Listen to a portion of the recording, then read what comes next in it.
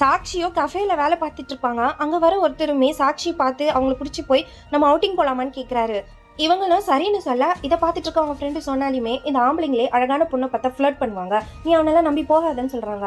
ஆனா சாக்ஷியுமே இது பெருசா கண்டுக்கல. அதனால சோனாலியுமே நான் உனக்கு ப்ரூவ் பண்றேன்னு இவங்க கூட அவுட்டிங் வந்திருப்பாங்க.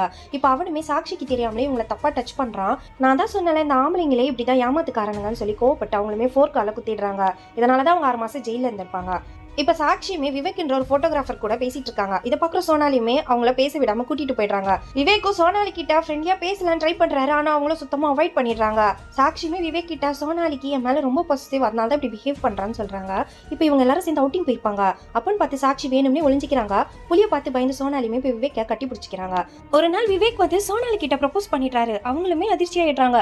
ஆக்சுவலா அவர் சாக்ஷி கூட ஃப்ரெண்ட்லியா தான் பேசுவாரு, சோனாலியை தான் லவ் பண்ணுவாரு. சோனாலியுமே இப்போ விவேக்கோட ப்ரப்போசலை அக்செப்ட் பண்ணிக்கிறாங்க. இப்போ ஆண்டனி சாக்ஷியுமே லவ் பண்ணிட்டு இருப்பாங்க. ஒரு நாள் அவருடைய கான்சர்ட் கூப்பிட்டுருப்பாரு. அங்க ஒரு கேர்ள் ஃபேன் வந்து அவரை கட்டி பிடிச்சி கிஸ் பண்ணிடுறா. இதை பார்க்குற சோனாலியுமே பாத்தியா அவர் பொண்ணு கூட எப்படி பழகுறாரு, அவரெல்லாம் நம்பாதுன்னு சொல்றாங்க. ஆனா சாக்ஷியுமே இதெல்லாம் பெருசா எடுத்துக்க மாட்டாங்க. இப்போ சோனாலியும் நான் அவர் தப்பான ஆளுன்னு ப்ரூவ் பண்றேன்னு ஆண்டனிக்கு மெசேஜ் அனுப்புறாங்க.